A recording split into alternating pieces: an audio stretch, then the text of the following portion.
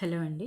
ఈరోజు పిఎంఎంసి గురించి తెలుసుకుందాము. సో పిఎంఎంసి అనేది పర్మనెంట్ మ్యాగ్నెట్ మూవింగ్ కాయిల్ అంటున్నాము.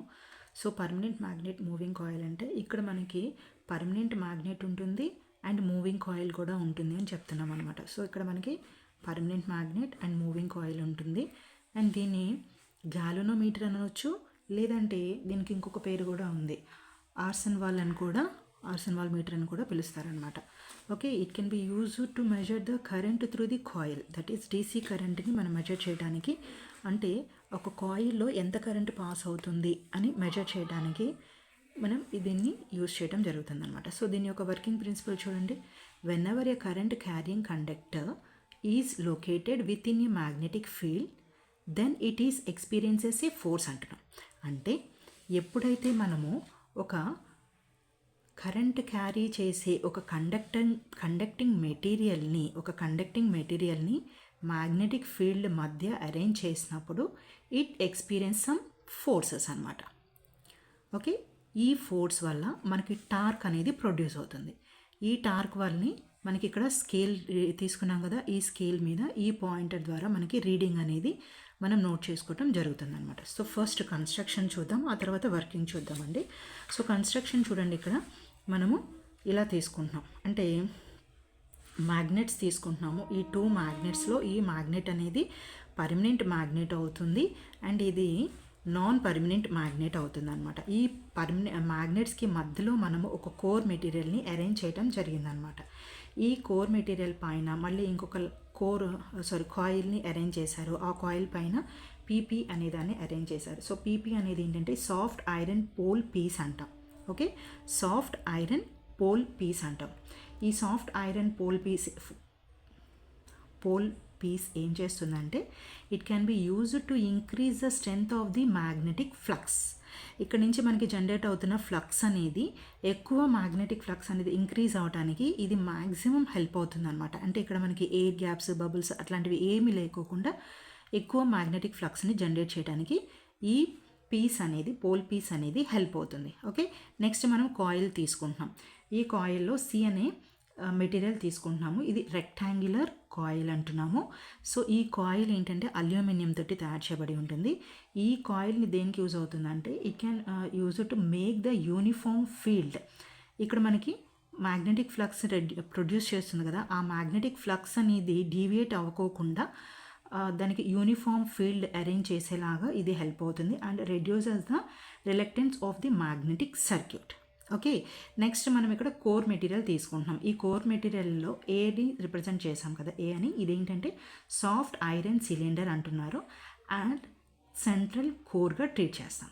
It can be used to strengthen the magnetic field but also attracts the magnetic field of the lines and also ఇదేంటంటే number of magnetic లైన్స్ని, ఇక్కడ మనకి flux generate అవుతుంది కదా, ఆ ఫ్లక్స్లో మనకి number of లైన్స్ని increase చేసేలాగా ఈ కోర్ మెటీరియల్ అనేది మనకి హెల్ప్ అవుతుంది అనమాట. ఓకే, నెక్స్ట్ ఈ పార్ట్ చూడండి. ఈ పార్ట్ని మనం పివోట్ అంటున్నాము అండ్ జోయల్ బేరింగ్స్ అని కూడా అంటున్నారనమాట. దీనికి ఇక్కడ మనం ఏం చేస్తున్నామంటే వన్ సైడ్ పివోట్కి ఇచ్చేసాం కదా, ఈ మెటీరియల్కి ఇంకొక సైడ్ మనం ఏం అరేంజ్ చేసాము, కోర్ మెటీరియల్ని అరేంజ్ చేయడం జరిగిందనమాట. ఓకే, అండ్ ఇక్కడ మనకి మిడిల్లో ఒక స్ప్రింగ్ని అరేంజ్ చేయడం జరిగింది. ఈ స్ప్రింగ్ గురించి నేను మళ్ళీ చెప్తాను. ఓకే, బి అంటే ఏం లేదు, స్పైరల్ స్ప్రింగ్ అని అర్థము. నెక్స్ట్ ఇక్కడ మనం వెయిట్ బ్యాలెన్సింగ్ అనేది ఇక్కడ ఒకటి అరేంజ్ చేయడం జరిగింది. ఈ లైన్లో మనకి పాయింటర్, స్కేల్ని అరేంజ్ చేయడం జరిగింది. రైట్, మనకి ఇక్కడ డిఫ్లెక్షన్స్ అనగానే 3 డిఫ్లెక్షన్స్ వస్తున్నాయి. ఇక్కడ మనకి ఫోర్స్ అనేది వస్తున్నప్పుడు మనకి టార్క్ అనేది ప్రొడ్యూస్ అవుతుంది అని అనుకుంటున్నాం కదా. ఆ టార్క్ ప్రొడ్యూస్ అయ్యే దానిలో మనకి 3 టైప్స్ ఆఫ్ టార్క్స్ అనేది ఇక్కడ మనకి జనరేట్ అవుతుంది. ఫస్ట్ ది డిఫ్లెక్షన్ టార్క్ అంటున్నాము, నెక్స్ట్ ఇది కంట్రోల్ టార్క్ అంటున్నాము, నెక్స్ట్ డాంపింగ్ టార్క్ అంటున్నాం. ఫస్ట్ డిఫ్లెక్షన్ టార్క్ అంటే ఏంటి, మామూలుగా ఏదైనా ఒక టార్క్ అంటే ఏం లేదు, ఇప్పుడు ఇది ఒక స్కేల్ కింద మనం కన్సిడర్ చేసినట్లయితే ఈ స్కేల్లో మనకి పాయింటర్ అనేది డిఫ్లెక్షన్ అవ్వాలన్నమాట. అవునా, అంటే ఇక్కడ మనం ఒక పాయింటర్ అనేది తీసుకుంటున్నాం.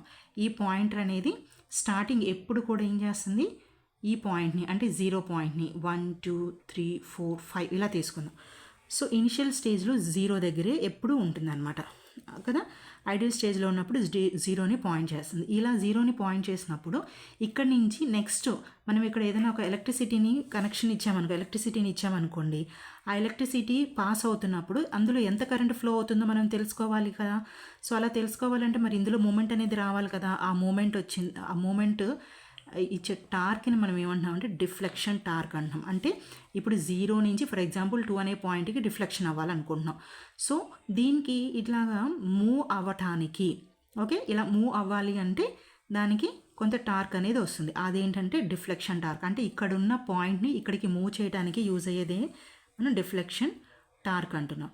నెక్స్ట్ కంట్రోల్ టార్క్ అంటున్నాం. కంట్రోల్ టార్క్ అంటే ఏంటి, ఇక్కడి నుంచి ఇక్కడికి మూవ్ అయిన తర్వాత ఒకవేళ మనం వోల్టేజ్ తీసేసాము, ఓకే, ఎక్స్టర్నల్గా ఈఎంఎఫ్ అనేది తీసేసినప్పుడు ఏమవ్వాలి, యాజ్ యూజువల్గా ఇక్కడ నుంచి నెక్స్ట్ 0కి వచ్చేసేయాలి.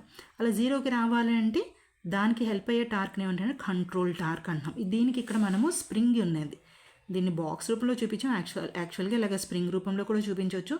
సో ఇలాగ ఒక స్ప్రింగ్ అనేది అరేంజ్ చేస్తున్నాం అన్నమాట. ఈ స్ప్రింగ్ ఏం చేస్తుందంటే ఈ పాయింటర్ని మళ్ళీ యాజ్ యూజువల్గా 0కి ప్లేస్ చేసేలాగా హెల్ప్ అవుతుంది అనమాట.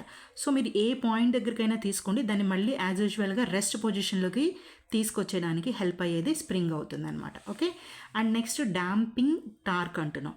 ఈ డాంపింగ్ టార్క్ ఏం చేస్తుంది, ఇప్పుడు ఇక్కడ మనం ఏదైనా ఒక వోల్టేజ్ అనేది ఇచ్చినప్పుడు అందులో ఆ సర్క్యూట్లో ఎంత కరెంట్ ఫ్లో అవుతుందో మనం చెక్ చేసేటప్పుడు ఈ నీడిల్ అనేది పాయింటర్ అనేది కొంత మూవ్ అయింది. ఇక్కడ కూడా 2K వచ్చింది అనుకుందాం. ఇక్కడ 2 దగ్గరే వండుకోకుండా 2కి రైట్ సైడో లెఫ్ట్ సైడో లేదా ఇంకా అట్లాగా మూవ్ అవుతూ ఉంటుంది. అంటే డిఫ్లెక్షన్స్ వస్తూ ఉంటాయి అన్నమాట. ఇట్లా మూవ్ అవుతూ ఉంటుంది కాబట్టి అక్కడ మూమెంట్ అనేది లేకోకుండా మనం ఇట్లా వచ్చేస్తుంది నీడిల్. మీరు చాలాసార్లు అబ్జర్వ్ చేసే ఉంటారు, మీరు ఎక్స్పెరిమెంట్స్ చేస్తున్నప్పుడు నీడిల్ ఇలాగా వస్తుంది. అలా రాకోకుండా ఒక స్టేషనరీ ఒక పొజిషన్లోకి వచ్చేదానికి హెల్ప్ అయ్యేదే డాంపింగ్ టార్క్ అంటాం అనమాట. ఓకే. ఇక్కడ మనకి ఈ స్కేల్ అనేది ఇక్కడ ఉంటుందన్నమాట, ఇలా ఉంటుంది.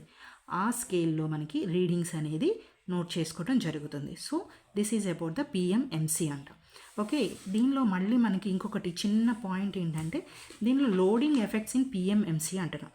లోడింగ్ ఎఫెక్ట్స్ ఏంటి, ఒకవేళ మనం ఎక్కువగా ఈ ఎక్స్టర్నల్ సర్క్యూట్స్కి, అంటే ఇది యాక్చువల్గా ఏంటంటే మీరు నార్మల్గా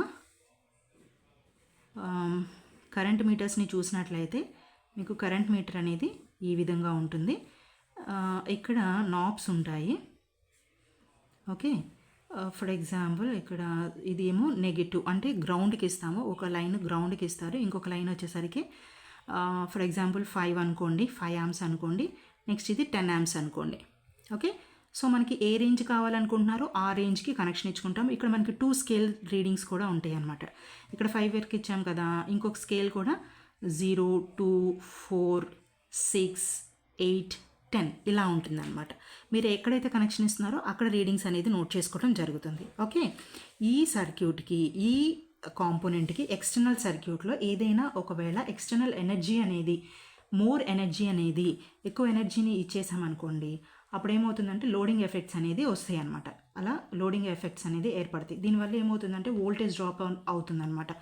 ఎక్కువ వోల్టేజ్ డ్రాప్ అవుతున్నప్పుడు ఏమవుతుంది, మనకి రిజల్ట్లో మనకి ఎర్రర్స్ అనేది అక్కర్ అవుతుంది. ఆ ఎర్రర్స్ అనేది యాక్చువల్ రీడింగ్స్కి ఎక్కువ ఉండొచ్చు లేదా తక్కువ కూడా ఉండొచ్చు అనమాట. సో ఇలాంటి ఎఫెక్ట్స్ని మనం రెడ్యూస్ చేయాలంటే, ఇలాంటి లోడింగ్ ఎఫెక్ట్స్ని రెడ్యూస్ చేయాలి అని అంటే we should have to high possible input ఇంపిడెన్సెస్ని కనెక్షన్ ఇవ్వాల్సి ఉంటుంది. మ్యాక్సిమం ఇంపిడెన్స్ అనేది హైలో ఇవ్వడానికి చూడాలి. That is maybe infinity also. Okay. So ఇది పిఎంఎంసి గురించి అండి. Thank you.